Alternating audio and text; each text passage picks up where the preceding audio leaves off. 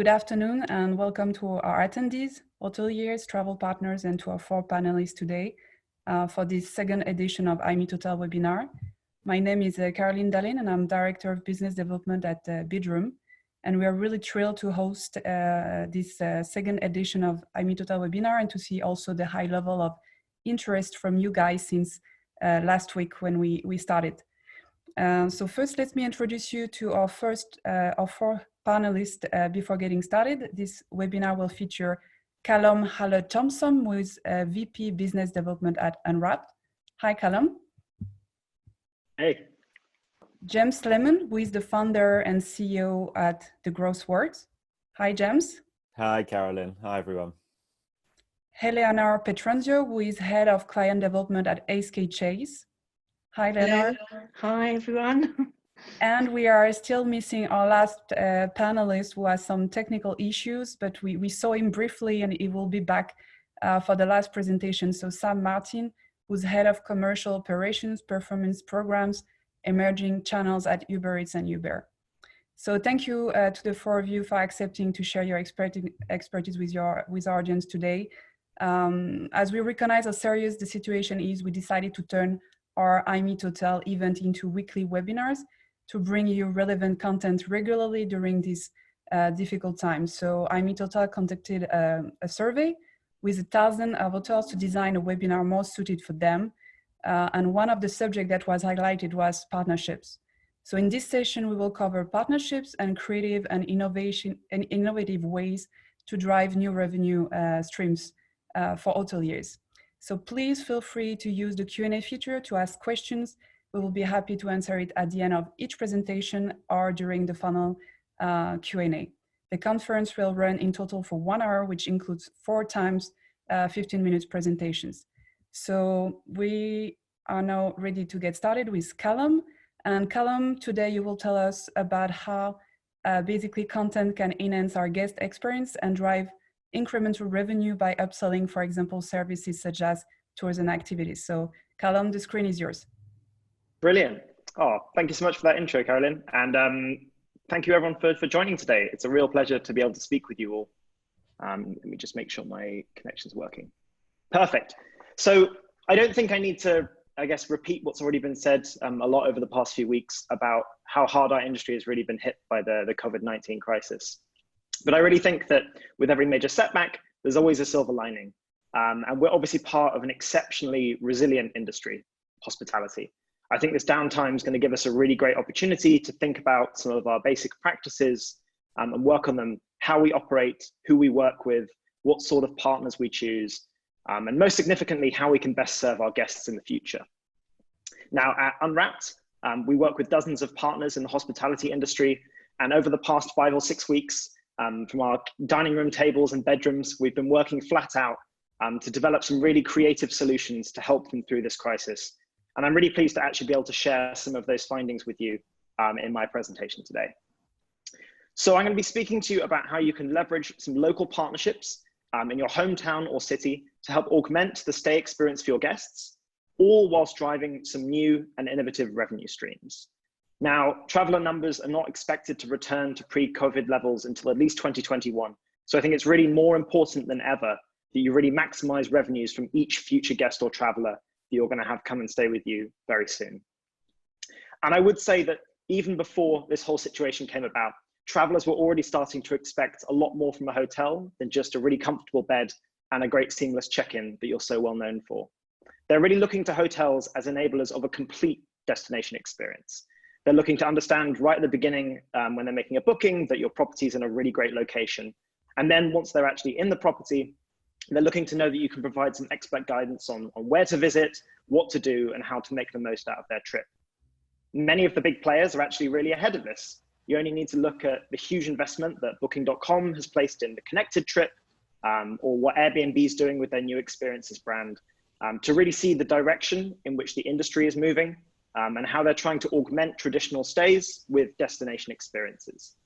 But we believe that whether you're an international hotel group or just a single boutique property, you can also benefit greatly from leveraging the right partners at the right time in your destinations.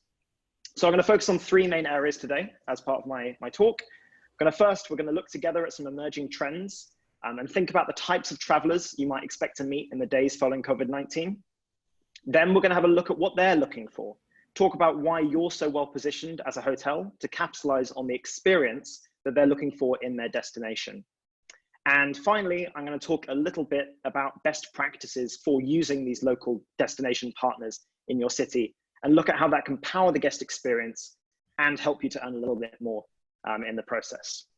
So to get started, I wanted to start with something a bit positive and take a look at some of the trends that we're already seeing in China. Because obviously China was where this virus originated. It was the first major country to be affected by COVID-19. And actually in the past week, as I'm sure you've seen, they've started to relax many of the lockdown measures and restrictions on domestic travel.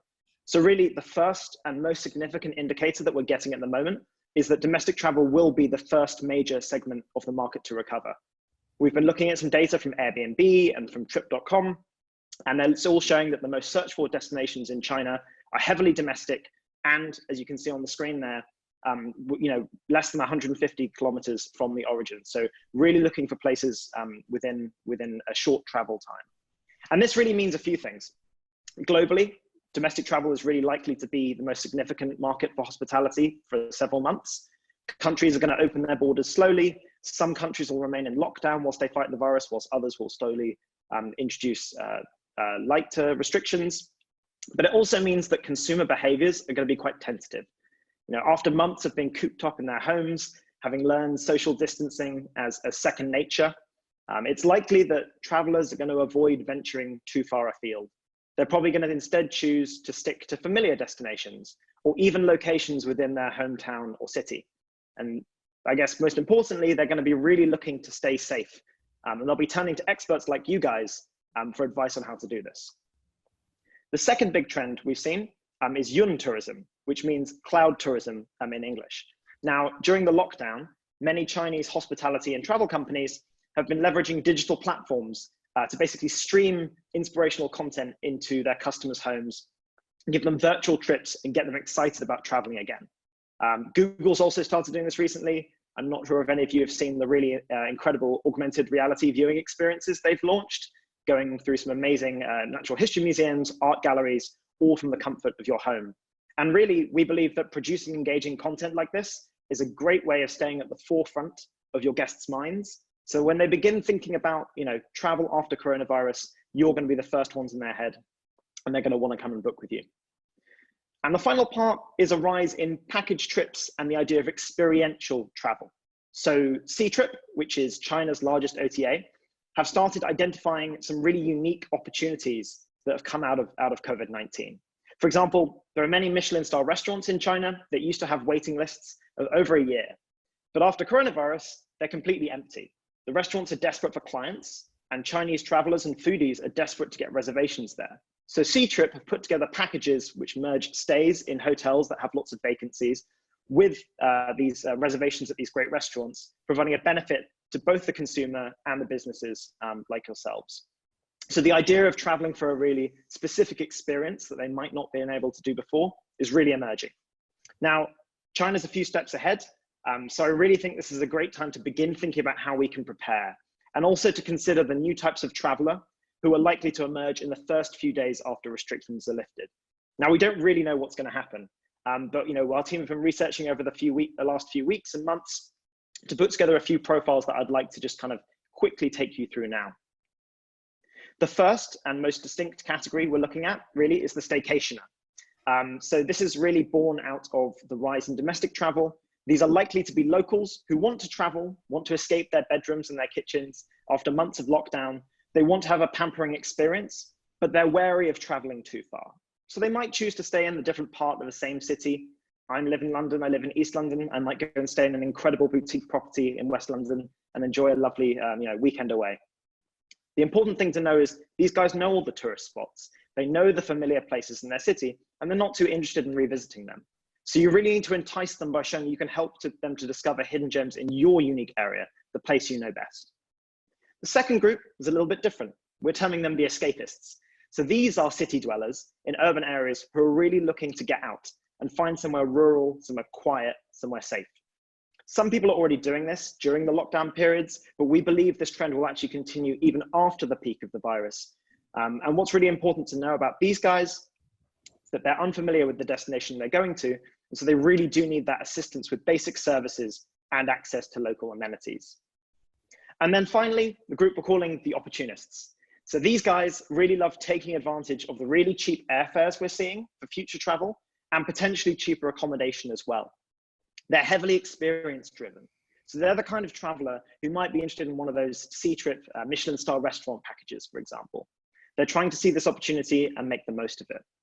And we're actually seeing a lot of this group out in full force. I came across a study a few days ago that showed how inbound bookings into the UK and I believe Spain and Italy for January 2021 are up by over 200%.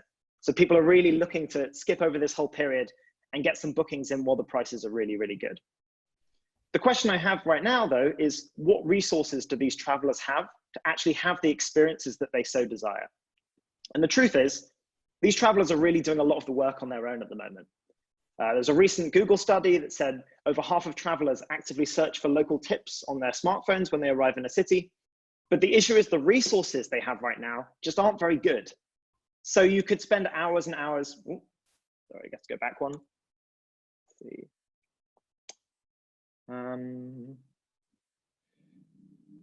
Carolyn, do you know how we can go back? There we go. Thank you. You can spend hours and hours trawling through outdated blogs, review sites, Lonely Planet, Yelp. You can go and ask for recommendations from friends and family, but it's really time consuming and it's very difficult to actually source relevant information. And on top of all of this, the COVID-19 situation means that actually a lot of this stuff is going to be heavily out of date once we get to the other side. A lot of businesses are unfortunately going to close, and a lot of this content won't have been updated in the meantime. The other thing to note is that actually these guests are already spending a lot of money on things like paid tours, tickets, and experiences from companies like Get Your Guide, Viator, Klook, even when they stay in your hotel. But again, it's hard for them to know what's good and what isn't. It's hard for them to have access to some truly local experiences and also to be reassured that they've made the right choice. And this is really where the opportunity arises for you guys. As a hotel, you're in the perfect position to become the enabler of some great experiences for your guests in your town and city. And the market's really there for you to take. Now, I'm sure it's taken a bit of a hit because of what's happened in the past couple of months, but this was a $200 billion market that was showing 9% year-on-year growth. And if you take one vendor, for example, like Get Your Guide, the average transaction made on their platform is $157. And from that, you as a reseller can get a commission of anywhere between 4 and 20%. And actually, in fact, 57% of these bookings are already happening whilst the guests are staying in your hotel, in your rooms, they're interacting with your staff, they're eating in your restaurants, and they're spending all this money.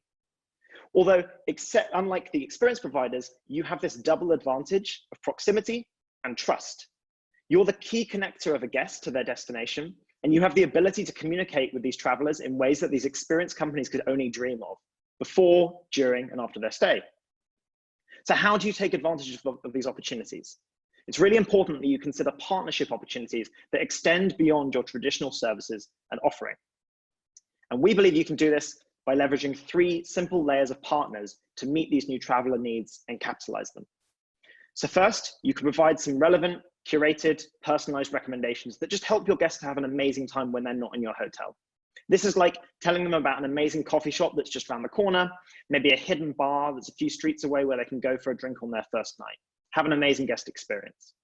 The second layer, which you can see in the middle there, is about leveraging local service providers.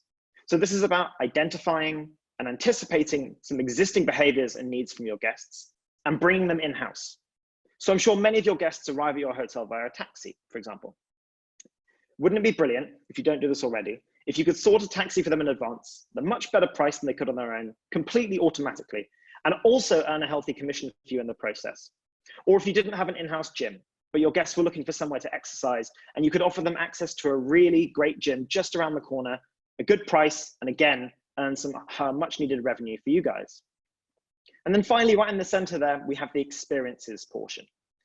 By extending your role to that of a destination gatekeeper, providing some local experiences to your guests, you can go very, very far.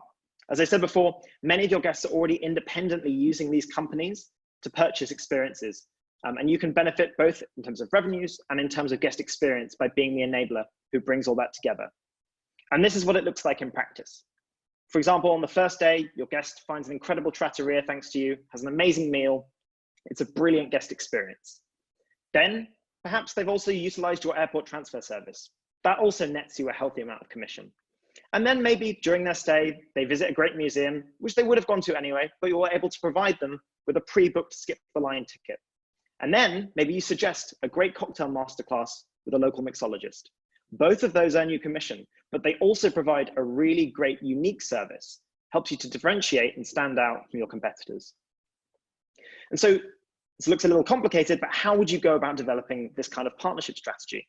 Well, there are three ways that we look at it at Unwrapped. First, it's about identifying the right partners for your hotel and your audience. Because if you run a 5-star hotel, you want to ensure the experiences you offer match those guests' expectations. You're going to have to curate really well. Next, you're going to need to manage these relationships on an ongoing basis. You'll want to monitor the quality of the services. You'll be getting feedback in real time from your guests. And you need to decide if you want to continue working with any of these partners. And then there's the question of commission. Obviously, you want to negotiate a good deal that makes it worth your while to promote these experiences to your guests. The next part is about the right delivery. How do you actually share the fact you have these experiences and this content with your guests? Well, you want to make sure it's personalized so that an adventurous solo traveler can be satisfied just like a young family who might really want someplace that's kid-friendly. It also needs to be really easily accessible. Like, mobile access is more important today than ever before. If you're not providing this kind of content or these details on mobile, for many guests, it might as well not exist. So really think about the channels you're using to share this information. Your website, your social media platforms, maybe even explore TikTok, new thing, and also direct communications via email, SMS, WhatsApp. And then finally, in this part, payment processing. How do your guests actually purchase an activity from you? And how do you receive your commission? These are all processes you need to work out to ensure a seamless experience for the guests and for you. And then finally, it's all about timing. So from speaking with hundreds of hotel managers, I know one of the keys to hospitality is really anticipating guest needs. So when do you reach out to say that you can help with their trip? At Unwrapped, we see a lot of activity happening in the 48-hour window prior to departure, but it can vary from property to property. At the same time, you don't want to add workload to your staff. So you need to think about how all of this delivery, all of these automations are going to be seamless and automatic. And finally, you need to constantly be thinking about what you're displaying, which items are converting and which aren't, and be able to make changes accordingly so that you're optimizing the revenue you're getting from offering these experiences. And now, I appreciate you guys are probably very, very busy with the day-to-day operations of running a hotel, and this might seem a lot. And I guess this is where I get to say, this is where we step in at Unwrapped. Now, we are a one-stop shop for the guest experience in destination. We fuel hotels with locally sourced experience content, allowing you to inspire, engage, and then sell throughout that entire guest journey. We've built a digital platform that's completely customizable to your brand and your audience needs, and it even includes automated delivery by email and SMS. And on top of all of that, we also manage all of the relevant partners for you. So we provide you with a curated inventory, we collect commission on your behalf, and we ensure that you can focus on running your hotel. And as I mentioned at the beginning, we've been working with dozens of hotels at the moment to prepare for the day after coronavirus.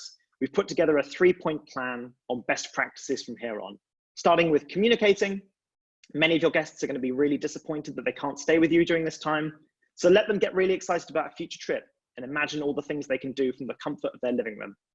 You might even be able to convince them to rebook for later on this year rather than cancelling altogether.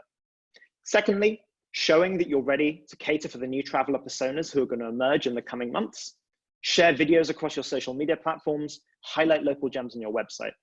And finally, once you start hosting guests in significant numbers again, just make sure you're maximizing the wallet share from every guest.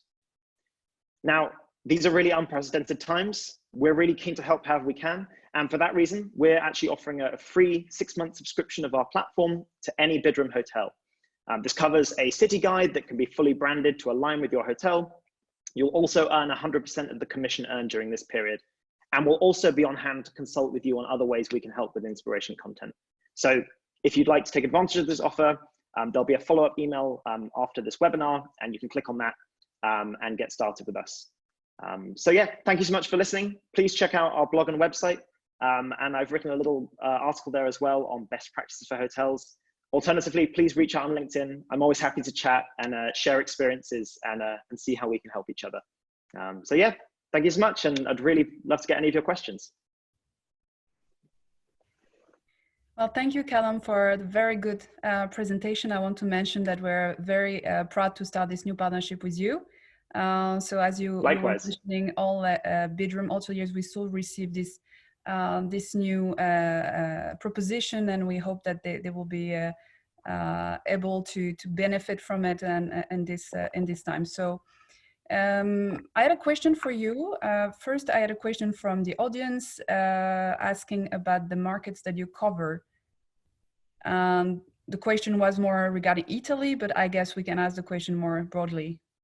Absolutely. So we are currently covering about 600 individual destinations across the world, which gives us complete coverage across Europe, the US, and we're growing out in Asia. But at the moment, I'll say we're a startup company. We're growing where our clients are showing demand. So if it's not somewhere we cover at the moment, we're really happy to have a chat and see how we can help and grow there as well. Thank you for that. So last question would be, would you be able to give us an idea of the type of resources that are needed to implement the solution, and what skills do you need as a hotelier to implement the solution? Absolutely. So as I mentioned, we are really a one-stop shop who takes care of a lot of the management and negotiations that need to happen in the background. So all we really need from you as a hotel is a little bit of time for a quick onboarding call with a member of our team. We'll learn about your property, we'll learn about what your guests are looking for, what you're already offering, and what you're hoping to achieve. And then we'll decide on how we can integrate best, whether that's if you want us to deliver the content straight to your guests, if you need some help integrating it into your website, or if you want to integrate it into your existing emails, communications, things like that. But we do all the heavy lifting, and it's just about making sure that it's fully aligned and works for your guests. Thank you, Callum. Thank you again for the presentation. So I will now turn to James. James Lemon was again the founder of and CEO of The Growth Works. So James, you will share your view on how to, in the midst of the COVID-19 crisis, IHG protect, react, and prepare basically to this situation, and how you're responding to the crisis thanks to innovation, which is your strong suit. Yeah, lovely. Thanks, Carolyn. Hi, everyone. Great to be here. You know, fantastic community, and I actually was a big fan of Bidroom. So. You know, we're working flat out at IHG, really considering the business in two phases. Step one has just been all about protection, and I'm sure, like other hoteliers, everyone's been working flat out for about 6 weeks to kind of protect our teams, protect our hotels, and really protect our businesses. We're right in the middle of a kind of react phase, which is actually like, what can we be doing right now to kind of stay busy, stay proactive, keep learning. And of course, we're just at the foothills really of a prepare phase, which is what is the recovery going to look like, and how do we as hoteliers kind of stand to go forward. So really three things I wanted to talk through really. One is I just give a bit of a sense of how IHG is seeing the recovery. Again, I'll try not to go over ground that might have been covered on other amazing webinars that are out there. Some of the thoughts on how to watch for demand, how to actually prepare for change, because I think we're all seeing that this is a big opportunity for the industry if we grab it right, but it could also pass us by. And lastly, just talk a little bit about partnerships as a concept. What does it actually take to make it work? Why use partnerships now? Why are so many people talking about partnerships with everything going on? As ever, I always start with a hypothesis. Hospitality is a creative industry, but new ideas are hard to implement, they're difficult to measure, and they're not easy to scale. You know, for probably 2 decades, certainly as long as I've been working in travel, we've been talking about the time to embrace technology, the time to embrace startups, the time to embrace kind of learning from other industries. But I think it's fair to say we've also been expressing quite a lot of frustration as an industry. Like, why are we finding this so hard? You know, we haven't really had technology or partnerships as part of our DNA, and we've often been guilty of doing the same things the same way. So really, I created the GrowthWorks about 18 months ago to try and fix that. It really is designed to exist where strategy meets innovation, taking the ideas that as an industry we're all full of and putting them into, channeling them really into innovation hubs for hotel chains and for hospitality businesses, so that we can get really passionate about unlocking the power that partnerships can offer. Very lucky after a career at IHG. IHG is a fantastic launch partner for what I'm trying to do at the GrowthWorks, but we're out there talking to regional and national hotel chains about unlocking growth, embedding technology, supporting their teams, and actually just very commercially, like, where are we going next? Obviously, it's a journey we started before the downturn, and we've had a pretty stressful and hectic 8 weeks trying to think, actually, how can we be relevant to a hospitality industry in crisis? And we know that we absolutely had to change our thinking about 8 weeks ago. A paid-for consultancy model is not something that the hoteliers of the world were going to use. So what we did instead is we went back to all of our partners and we said, look, how as an industry, how as a group of or a community of tech companies, of industry partners, can we support hoteliers right now, share this pain, but also be part of what could be the revolution of the industry? And so we bolted together a whole series of interesting partnerships with people like Uber Eats and SK Chase and a whole mix of others to say to the hotel industry, all is not lost. Although we can't always accept guests right now, there are other things that we can do and other ways we can move forward. But I think to level set, I think we'd say, for many hotels, it's just not been the right time, actually, the last month or so to think about partnerships. I think, the reality of, 90 or, if you're closing your hotel, 100% falls in occupancy and a revenue base of 0, it means you just don't have any customers. And for a lot of hotels, you haven't got any teams in the building right now. A lot of you have been forced to close by authorities. Some of you have been very creative around helping with key workers and helping with medical services. And actually, worryingly, I think hopefully you're all following things like Oxford Economics and Smith Travel Research. There's not a sign of a rapid recovery. Even out of China, we're seeing hotels that are opening in stages. We're seeing a real battle for the little bit of demand that is out there. And probably most interestingly, I think Callum alluded to it, and I'm sure others will too, are we seeing underlying shifts in customer behavior? Have things happened to us as a civilization in the last 8 to 12 weeks that means actually we might be thinking about travel and buying travel differently on the corporate or the leisure side? So as hoteliers, we've got all of this stuff going on in crisis. My advice to people has been really simple. Can we even save 5 or 10% of our thinking right now to think about preparing for recovery? It's been absolutely the right thing to do to swamp everything on this kind of protect theme. So we've seen amazing businesses kind of supporting their communities, getting their teams safe. We've been kind of offering up partnership opportunities, and hoteliers just been saying, it's just not the right time. I need my team to be at home thinking about their families. Let's not, think about revamping our website or getting back into the kitchens and getting them up and running. And I think that's been absolutely the right thing to do. But we are entering a slight new normal. We are now at home. It is what it is. We're starting to see countries like Spain and Italy enable some travel, enable some movement. So now we're in this react phase. And I think as a hotelier and as a leader, we've absolutely got to put small teams or small periods of people's time thinking about preparation. So that's what we're doing at IHG. We've started what we're calling recovery war rooms, which I'll tell you a little bit about.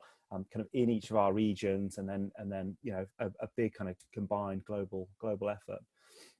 But the challenge is that I'll come back to again and again is that actually we just don't know how this is going to end up. I think a lot of the data that we're seeing out there, and a lot of other hoteliers probably agree that we're not just going to be bouncing back to January and February levels of performance, over the next few months or so. I'm sure some industries will spring back into action, but it seems like in travel, we may come back in a more subdued way.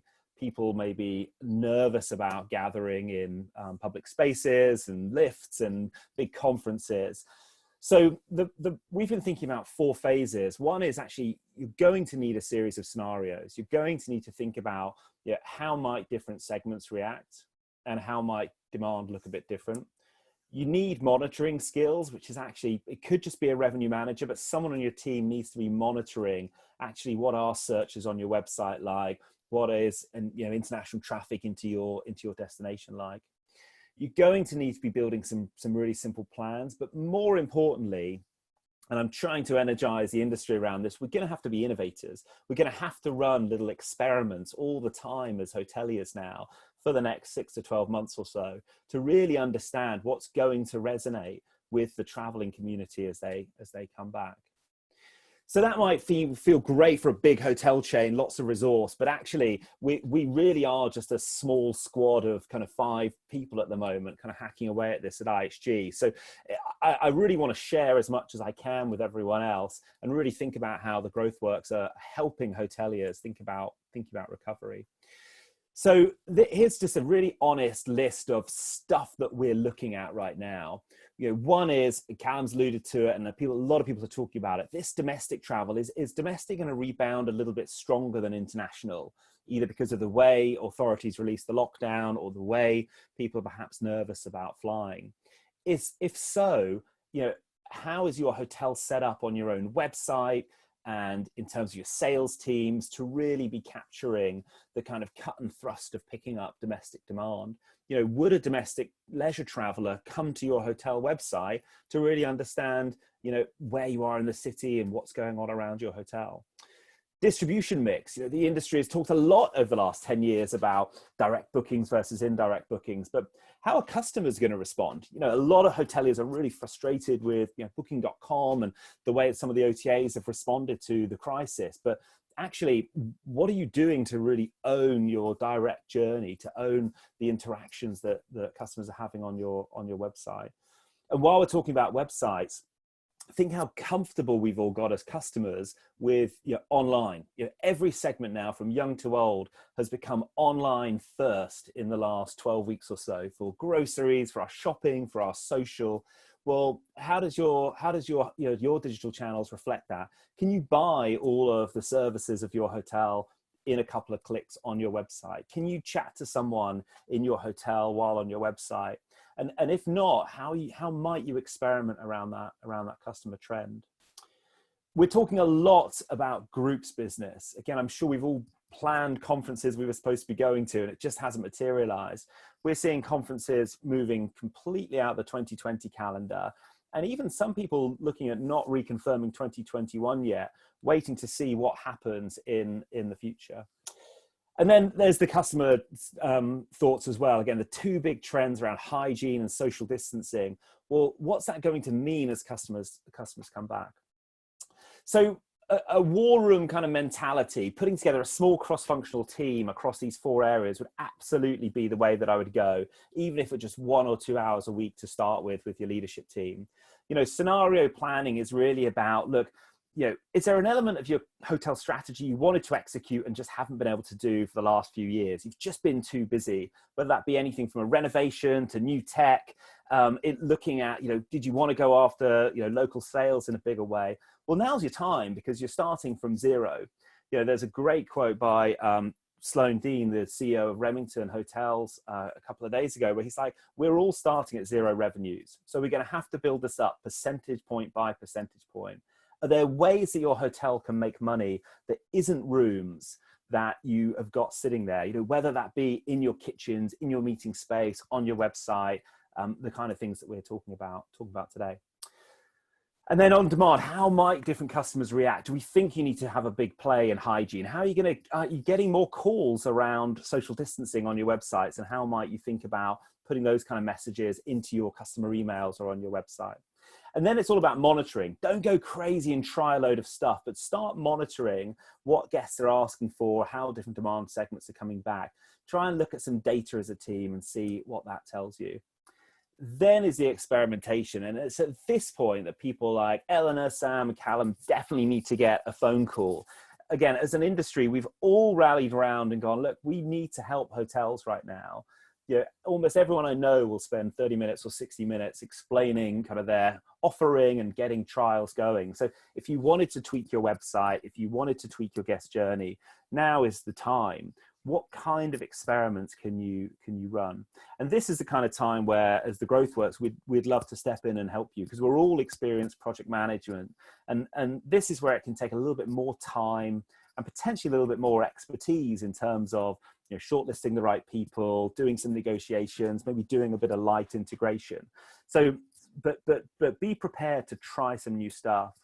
And then lastly, of course, is management, which is actually which of these things is working and how do you kind of scale it going forward, especially if you have more than one property. Easy to get one site going and one pilot, but if you want this to be going on all of your sites, how do you get your ops teams, your sales teams, your general managers behind it all? And I think, you know, I'm sure Carolyn will be confirming this, partnerships is the way to go. You know, again, all of the big chains now, and we're exactly the same at IHG, we've had to cut investment levels right back on our in-house technology projects and our kind of in-house initiatives.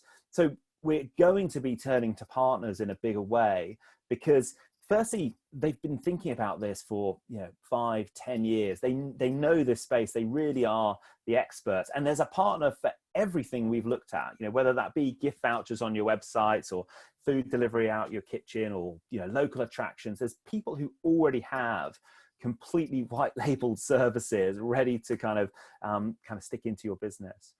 They're really low cost, which is the way it's got to be right now. Again, we've seen pretty much all the services that we've been looking at over the last 3 months have all slashed startup costs to virtually zero, and work on much more of a revenue share model, which is, look, if you make money, we make money, and everyone goes along.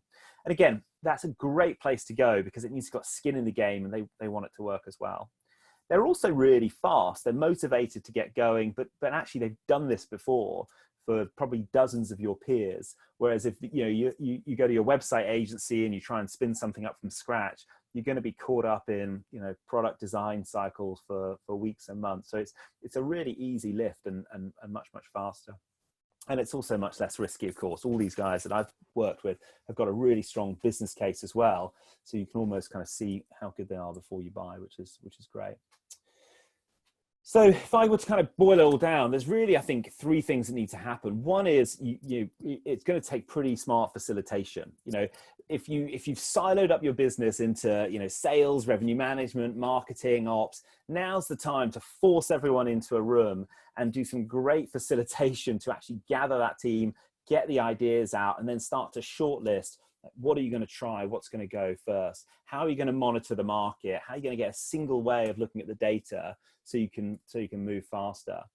You've then got to manage your recovery. It's not going to bounce back the same way, back to kind of, February 2020 level. So you've got to be prepared to work a bit harder, kick off some of these partnerships, support the team, give people space. Look to some of your young leaders as well, right, who are more digitally savvy, who are the kind of travelers that people like Callum are talking about. You'll be able to tap into new segments if you get the whole team involved. But really, it's about emerging stronger. It's about a fast path back to profit, even if the recovery doesn't come as fast as we'd like. It actually gives you culture benefits too. You end up with a much more agile team if you're able to try stuff fast, fail fast, and see what works. But also, it's not going to cost you the earth. So we're doing quite a few of these every week now. We, again, much like many partnerships in the industry, we offer any of Bidroom's customers a free hours facilitation session. If you can get all of your team on a Zoom call at any one time, could be one of you, could be 3 or 4 of you, we've got a structured session. We take you through kind of questions, options, and then plan, and we leave you with a kind of roadmap and some ideas of where to go next. But definitely get involved. Definitely start somewhere. So we recommend everyone downloads our emergency toolkit. It's up on our website. It talks about exactly the kind of themes you can be doing for your business now. But it's also got some great learning and training opportunities in there for your team, some great ways to give back to the community. we've also kicked off a free mentorship program as well, where, you know, those who are more early careers, you know, ops, sales, revenue managers, and this is going to be their first recovery, you know, talking to people who have been there before, in small groups to kind of hold them accountable. So we just kicked that off a couple of weeks ago. Lots going on there. But absolutely recommend you, please don't get left behind. Please, you know, if you've ever thought that your business needs to be more innovative, you need to be fast moving, you need to have that culture of innovation, you know, don't miss this opportunity to, you know, share ideas, get access to what's going on out there. So it's absolutely something we've embedded in IHG, and happy to kind of share those lessons as well. But it works really well with smaller chains where that decision making can be a little bit faster. So follow us on social media, and would love to kind of continue the discussion online. And with that, I'm happy to take any questions. Many thanks, James, for a very good presentation. It was music to my ears. Yes, we believe strongly in partnerships, and that's why you're all here today. So we will be happy also to share your emergency toolkit, which is excellent tool for our hotels. So we will share with the audience after this webinar. So 2 questions for you, James. The first one, so as you say, expect for the best, prepare for the worst. What is your own take on the most likely recovery scenario to come? U-shape, L-shape, we hear all these V-shape things all around. And what an L-shape would mean for hotels? Yeah, look, I think the challenge is, and I've had a lot of these conversations, it's going to be different actually by location and by hotel type. So I would be incredibly foolish to make a recommendation, have anyone base their plans on it. The key thing I recommend is that everyone has really good monitoring out there and thinks through what each of those different scenarios would mean for your business. You know, so if rooms revenue does only come back up to 20% of what it was for the whole year, what else can you do as a hotel to survive and keep your teams busy?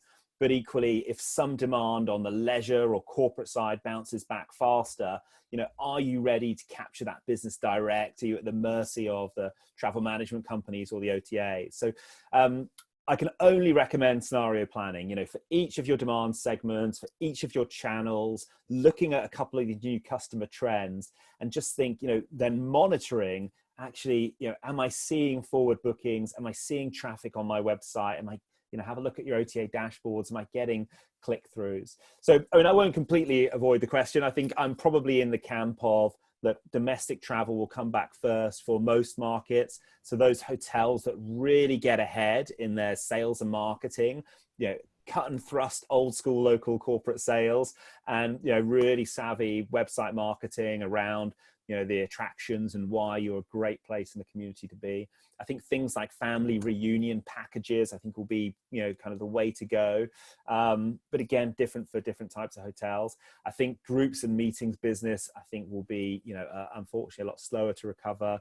For many sectors, that international business will be slower, but not all. Again, if you're, you know, pharma, tech, oil and gas, you might well see travel come back a little bit faster. So yeah, don't hold me to any of those on any particular site, but it's going to be scenario planning and monitoring and being prepared to experiment and leaping on any green shoots you see. That's going to be the way to go. Yeah, so many different scenarios depending on the segment we're talking about. So last question for you, Jem. So what about price strategy? What would you recommend regarding prices to hotel? Discount, higher prices, lower prices? Yeah, well, look, I mean, I was lucky enough and unlucky enough to join the industry kind of 2008. It was my first downturn. And so I think we all know the logic of sticking strong on price. Intellectually, it's just a lot harder to rebuild room rates.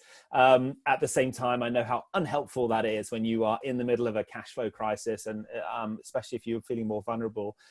Honestly, I think for me, value-added packages is the way to go. You know, if you can protect that headline rate, and there's other things in there that's non-room revenue that you can bulk it out with, whether that be, you know, meals or bar vouchers or spa.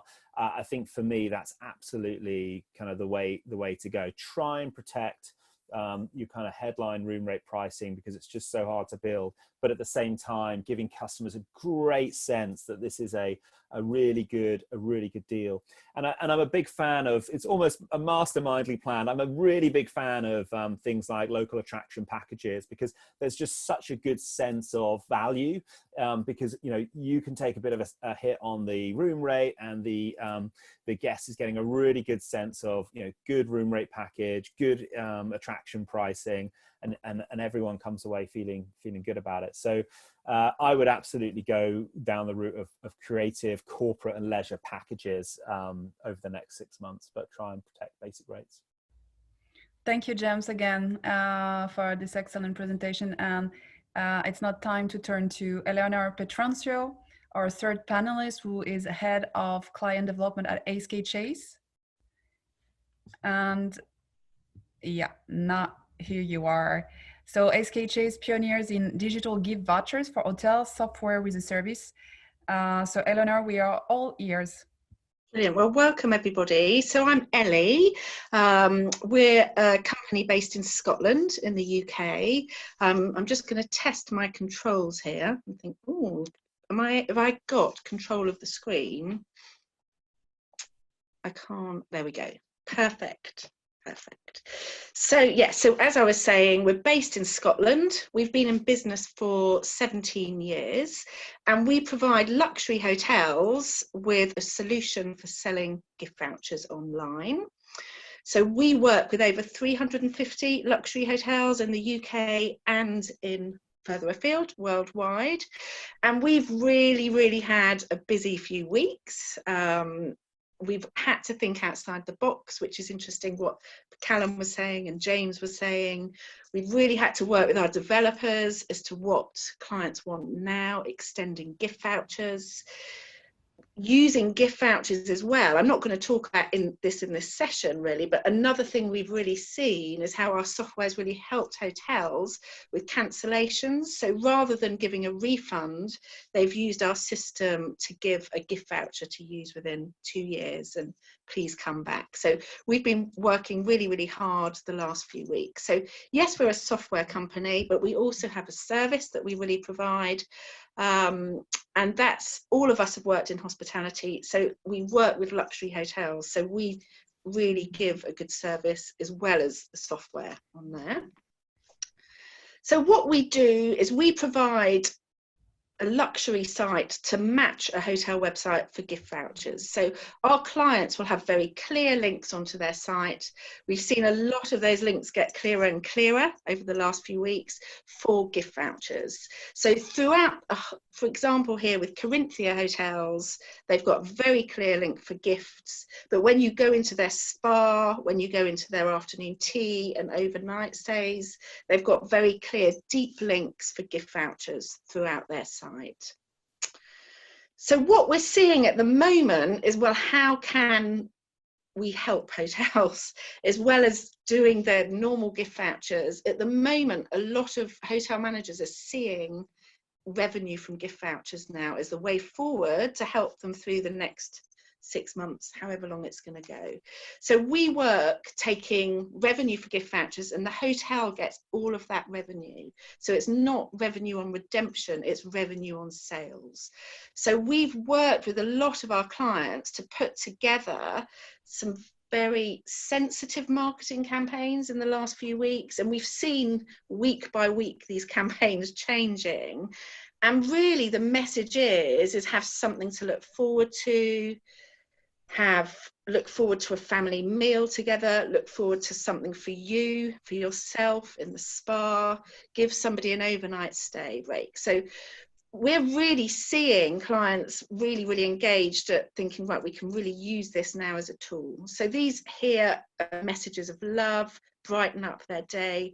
We've also seen hotels that normally will have, say, a 12-month period to use a gift voucher to think, actually, let's give them longer. So they can have 18 months, and some hotels are 2 years. Some of our Europe hotels actually have 3 years to use experience.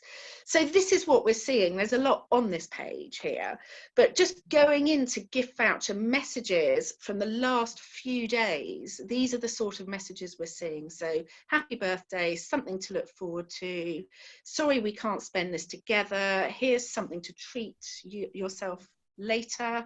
Hopefully this will provide a heaven of calm to celebrate once the storm has passed. So this was me just looking at some of the messages for some of our clients that were coming through in the last week or so. And as you can see on this page as well, even in these difficult times, people are still needing to give birthdays and anniversaries. And for you, and we've talked about it in the last 2 sessions, it's this domestic market of people who know your hotel, they're loyal customers, and it's like, actually, let's give this treat to somebody for something to look forward to. So we're seeing some campaigns that have been driven, which I'll go to in a minute, but what I've got on this page here is just to say, normally our benchmark for gift vouchers is our system provides an instant gift via email. So digital gift vouchers throughout the normal circumstances about 45%. We also do the fulfillment of gift experiences on behalf of our customers. We have a fulfillment house in the UK. Some of our clients like to do the fulfillment and have a collect option, but obviously at the moment that collect option is being switched off for clients, another thing we've been busy doing. What we've seen at the moment is an instant digital gift. So throughout all of this, people are not reliant on the postal service, courier service. So we're seeing a massive, probably about 80% of everything that's been sold throughout the last week in the campaigns that clients have been doing have been digital gift vouchers. So I don't know if I can double click on this campaign to make it bigger for people. My controller is, I'm not quite sure if that works, but these are the sort of, I don't know if I can make that a bit bigger. Let me just go into it. Sorry, I've marked that up now. Am I able to just click into that link? I'm not going to click into that, but at the end of this, I will send this over to you, just so that you can see these campaigns that are running at the moment. So this was for exclusive hotels in the UK. They wanted to put together an experience packages. So they sent this out on social media. You can see on Facebook, there was a shop now with a 20% off or 15% off. And their messages were, if you read these, and I'll send this, you'll get this at the end, their messages are for just different occasions like birthdays, say something, let's have an Easter weekend in the future, let's have a nice meal together. So all of these are sort of aimed at people having a future event. We've also seen on my next page as well, people are like, celebrate in style when the time is right. So all of these experiences from hotels, we've seen like a cluster of our clients really sensitively thinking, well, actually, what can we do? How can we get revenue in? And the results have been really successful. So these are campaigns that have run over the last week. A few did Easter campaigns on here. So it was, let's put something together just for Easter weekend, a little bit of a flash sale. And you can see the results for normally 2019 in the lighter colour. You can see there's a big spike for Mother's Day, which in the UK, you can see that fell 2 weeks ago in the middle of COVID, and you can see actually a massive drop. So throughout 2020, Mother's Day didn't have the spike that we wanted, but what you have seen is sales increase, and then you can see to the far right in the darker line a massive boost in revenue. So these were the campaigns that people have done the last 3 or 4 days. So that's why we've been so busy putting together campaign pages for clients and helping them with promo codes. So what they've been doing is doing a sort of flash sale, say with 20% off, and with packages that are relevant to be used in the future. So we've seen dining experiences for families, spa experiences, some overnight stays as well. And as we were saying earlier, this seemed to be for the domestic market. So who was buying these? So our system captures buyer data. So you know who it's for and what the reason for purchase is. So what you can see here is that you've got on the left-hand side what we normally see in April versus this April. And what you can see on the top slide, the occasion is personal use. So hotels are targeting their database, they're targeting their social media customers. So what's happening is people who are normally buying gifts for friends or partners or parents are thinking, actually, that's a really good deal, I'm going to buy that for myself. So you can see from last year, where it was 5% that people are buying for themselves, that's gone up to 49%. So we're talking literally just the last 5 to 7 days where these campaigns have gone live. Then who are they buying it for? And again, you can see themselves is in there, but it's also their partner and their mother and their daughter, the biggest on there. So we're seeing that people are giving that treat to their loved ones. They are buying it for themselves as well. So that's, again, the whole thinking outside the box. Everything's changed in the last week, but hotels are really now using this and seeing the opportunity of selling experiences to bring in revenue now to be used later. So I've got a few more slides, just a little bit of information. So I'm just looking at my clock to see how long I've been on here, because I haven't got a clock in front of me. But just so you can see in the normal way, this is our spikes throughout the year. So you can see Mother's Day has a spike, but we didn't see that in 2020. The biggest time for gift experience sales is Christmas. Luxury hotels now really use experiences as a revenue tool. So Black Friday, for example, a lot of our clients put together some special offers to use, say, for January, Monday to Thursday, when sales are low. So our system's also used as a revenue tool, and that's what we're seeing now more than ever, because there wasn't the revenue for Mother's Day. So throughout the year, it's birthday gifts that people buy. These are the type of experiences that we sell. This is based on 350 worldwide clients. So only 28% is monetary. And the growth area is in experience gifts. People want to give the gift of experiences.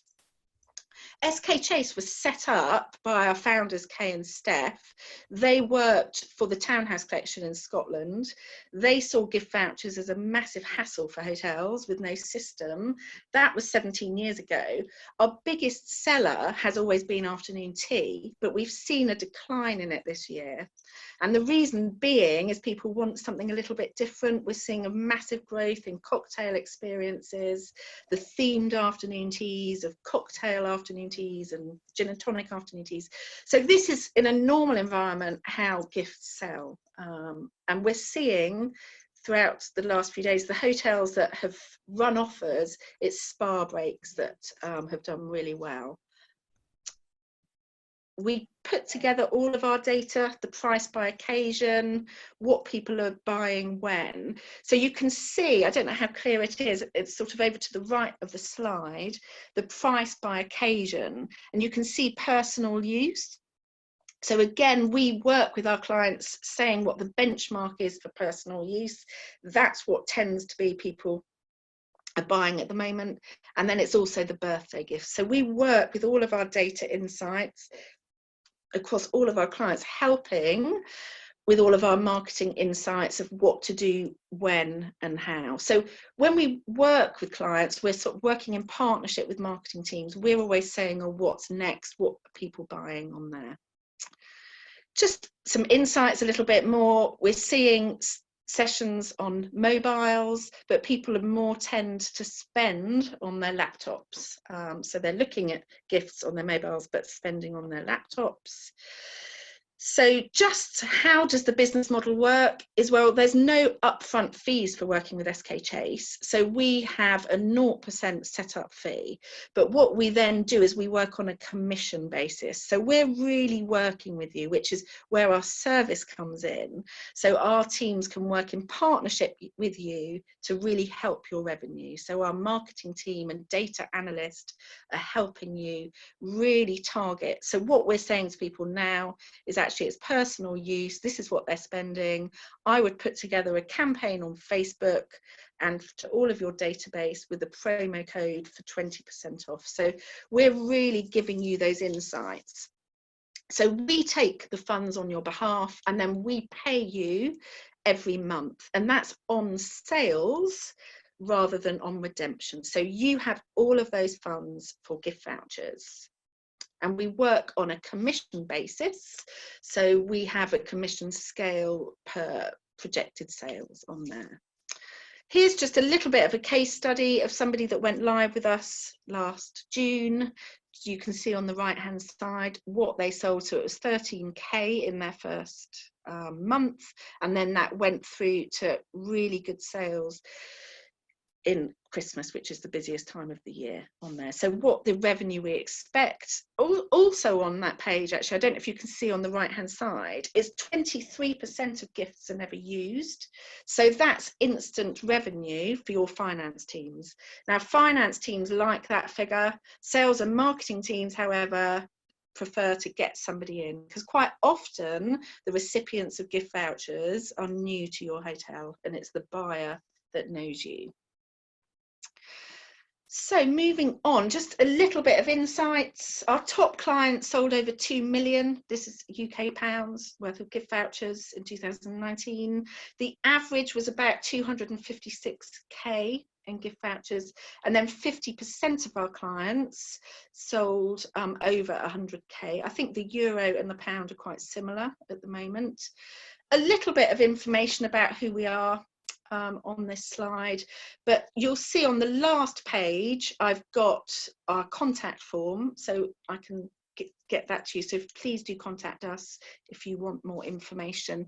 Here are some of the clients that we work with. So as I said, we work with about 350 luxury hotels, and that's worldwide on there. So what you need to set up with us, if you are interested in contacting us, I'll send you over some information, but there's no integration required. We have a letter of engagement with you, and then once that's signed, a setup call. So what we need from you is your images, your branding, your bank details, and we work very closely. So it's a very quick, immediate revenue for your hotel. A little bit more about us at SK Chase and how we've been in business for 17 years. And then that's it. So on here, you've got my contact details. So that's the best way, is following that link on there and filling in our form. So I'm hoping that's gone to time. Thank you, Eleanor. We are running a little bit out of time, actually. So I have a very quick question for you that will require a very short answer, but I have to ask it. So you mentioned that you partner with over 300 luxury hotels worldwide, so luxury. So can you tell us what hotels and what activities are the most in demand when it comes to gift cards? I guess that there are certain type of hotels that you wouldn't recommend working with. Well, traditionally, SK Chase has been with 4- and 5-star hotels that have afternoon teas, a good seller. They don't have to have spas, but a lot do. The ones that do very well do have spas, but drink experiences we're seeing a massive growth in, and having some package experiences like a Sunday night stay, or putting together sort of quite an unusual package.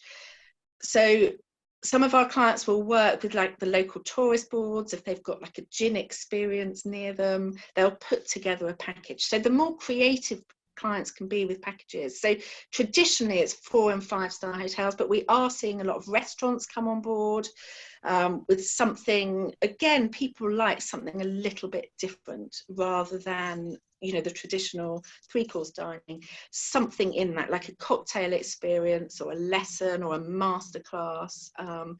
We're seeing a real growth in food masterclasses as well. So if that's something that hotels can put together experiences for, you know, we'd be really interested to talk to them. Perfect. Thank you so much, Ellie, for this excellent presentation again. So it's time now to turn to, actually we had a change of panelists as Sam Martin from Uber had a technical issue. We are happy to welcome Angus Folsom, who's brand activation manager at Uber Eats and Uber and we will be presenting how to drive new revenue from your restaurants. So Angus, the screen is yours. Caroline. Just to introduce myself, my name's Angus. I'm a business development lead for Uber Eats Creative Brands. So really happy to speaking to you.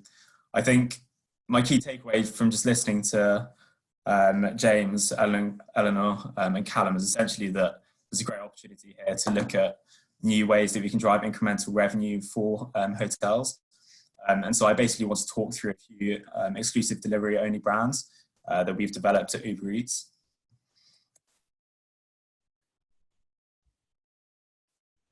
So for a little bit of context, there are essentially a lot of opportunities, but also barriers to entry into food delivery. I think if we look at the opportunities, it's a hugely growing demand.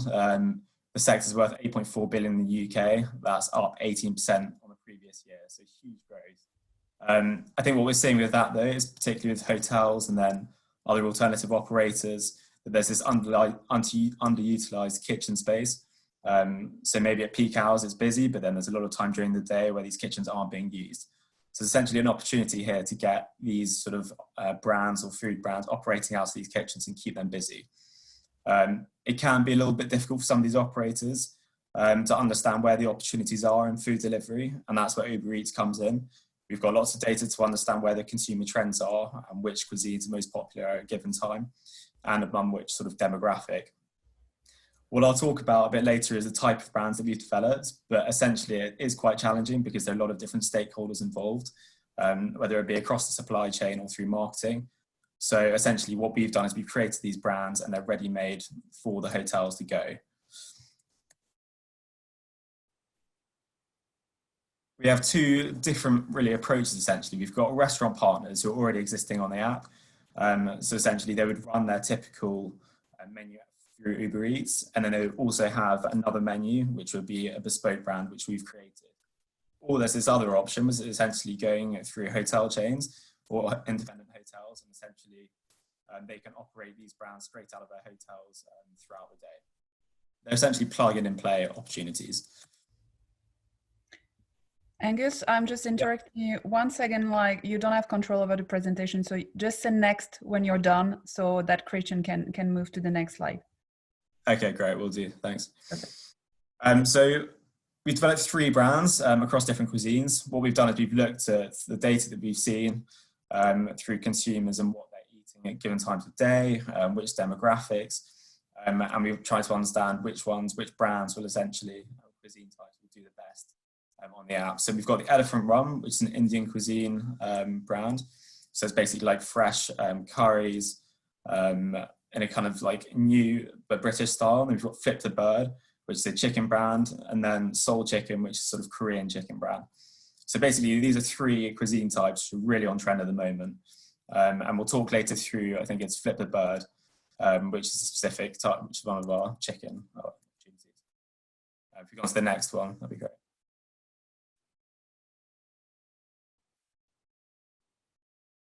Sorry, if we go back, I think a couple there. Yeah, on to the next one, thanks. Great. So as I said earlier, these are essentially plug and play brands. So we can get a brand live in a hotel within 7 days. Really all you need is basic equipment, and we can organize training. So it's a real plug and play option. They're professionally designed, so we've had a lot of help from marketing agencies and from food professionals to ensure that we've got the right menus available to the consumer. These brands will drive incremental revenue to hotels and to restaurants on top of the revenue they're making, whether it be through existing menus on Uber Eats or if they don't have any revenue through Uber Eats already. So on to the next one, please. Okay, so I think one of the big advantages of these 3 brands that I'm talking through is that they can operate across all the delivery platforms. So we've got Uber Eats, Deliveroo and Just Eat in the UK, which would drive basically maximum revenue opportunities for the hotels. In terms of the ingredients, we've carefully designed the menus so that we've got essentially the perfect amount of ingredients which are delivered through the supply chain to the hotels, and they're ready to cook and ready to go, which optimized essentially ingredient usage and minimizes wastage. Equally, they're very simple to actually put forward and to make. and the prep time is pretty low, so about 8 minutes. So it should be a pretty low lift for the staff. And as I said, we actually provide trainers for the hotel so that they can get these brands up and running easily. Because of the nature of them and trying to make it as easy as possible, we can have them run across very small kitchen spaces as well. So it doesn't have to be a big operation, it can be a small operation as well. And next, please. Okay, so I think the first step really is making sure that we get the right equipment to you. We've got the right suppliers of the different kitchenware that you need, so we can set that up to you and provide that to the hotels. Then this is integrated tablet, which as I said, allows you to operate across 3 different delivery platforms. So you've got Delivery, Just Eat, and Uber Eats, of course. Then you order your first set of packaging ingredients, and then we get a trainer who comes to the hotel and teaches trains the hotel chefs how to actually make the products. And then we can get you live. The charge at the moment is £65 up front, and that covers the training costs. And then that remaining 300 is basically paid in installments over 8 weeks and then deducted from the sales.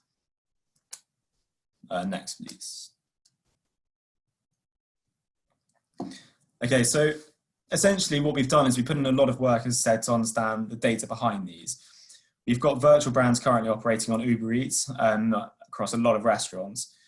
And what we see is that when we've created these brands, we know that conversion in restaurants and on Uber Eats increases. What I mean by conversion is essentially when an eater is scrolling through Uber Eats on the app, they're more likely to go into one of these brands and purchase from them versus a standard restaurant, basically because we've done that work in the background to understand how to tailor these menus to the consumer. We can, as it's what I pointed out, this sort of incremental revenue, you can get up to 78% increase in sales through a virtual brand, and through launching our own franchise, 298% uplift in sales. Next slide, please. Okay, so I'm going to talk through Flip the Bird, which is one of the 3 brands that we've created. And I'll just go through the commercials of it. Next slide. Okay, so what we've got here is a P&L per main dish, per order, and then per month. I'll just take you briefly through those. So essentially, if we look at a dish on the left-hand side column, we've got the revenue, which is £9.90. Let's say this chicken thighs here. And then you go into, or net that off with tax, and that's £8.25. And then you've got the variable costs. So the costs of goods, the packaging which you buy, the franchise fee, and then the commission which Uber Eats gets, and that gives you a profit of £2.27 per dish. If you extrapolate this across a month, you can get up to £3,182 in revenue. Next slide, please.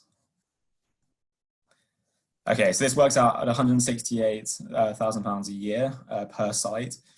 And this is just, yeah, as I said, I think the important point to make is this is incremental revenue that you can make. Next slide, please. So I suppose to recap, food delivery in the UK is a massive sector and it's growing, and it's really important to take advantage of it, especially when it's growing at this particular rate. What we've done at Uber Eats is created these 3 brands through basically, and the way we've done that is through engaging a lot of different stakeholders. But what we've done is made it so it's a plug in and play option for the hotels. So it makes it really, really simple to set up. In that respect, therefore, it's very low risk, and you just have to pay those training fees, which essentially train the chefs to understand how to create these meals. They're expertly made as well. So we've used the data analytics, we've partnered with marketing and industry experts to understand the consumer proposition. And of course, we've done a lot of tastings. So 87 respondents voted that they would order from the Elephant Run again. Elephant Run was the Indian brand that we went live with a few months ago. We've seen really great success with it. The food's really, really good and fresh. So there's definitely that consumer appetite that we're seeing. And next, I think that's it. So thanks very much. I hope that is clear for everyone, and do let me know if you've got any questions now, and I'll try to answer them as best I can. Thank you so much, Angus, also for taking over such short notice. You did great. So one question for you. You focus on the franchise aspect. Actually, would you be able to tell us how to join Uber Eats with your own restaurant menu, and what is needed, and what makes you successful compared to another to a franchise menu, for example? Yeah, so if a hotel essentially wants to join Uber Eats in the UK, they've got the sort of the typical self-sign-up funnels which they can do to join the platform. And so essentially what we could have is a hotel which is operating its own brand, its own hotel menu, and then on top of that it can have the Uber Eats franchised menu, which I discussed, like the elephant run or flip the bird. So you could essentially have like 2 or 3 different menus running at one given time. I think, yeah. Thank you for the answers. So I don't think there's any questions that we haven't covered in the different presentations. So maybe, I don't know if our panelists have questions between them, things that they were curious about. Nope. No more questions then. So thank you to all of you. And we hope that you could get new ideas and will be able to implement changes that will support your activity in the next few months. I think that we covered solutions that you can implement now, for example, with gift vouchers and people still willing to give something to themselves or others, but also solutions for the next few months and when the recovery is coming, with upselling tours activities, local experiences, and James, you have this amazing toolkit that we'll be happy to share with our audience afterwards, and that sum up a lot of these opportunities. So of course, also at Bidroom, we are available to discuss the also new distribution opportunities for you. And we just wanted to remind you that we're waiving all fees for hoteliers in 2020. So we also received some questions that I think were not really intended to be in this webinar. So stay tuned, because we are coming back next week and the week after. Next week, we have the chance to host Mr. Rob Gurney, who's a CEO at OneWorld, but also our partners from Avis and iVisa, to discuss the impact of COVID-19 on travel regulations. And the following week, we'll tackle technology and revenue. So in the meantime, good luck to everyone, stay healthy, and we see you next week. Thank you. Thanks so much. Bye. Cheers.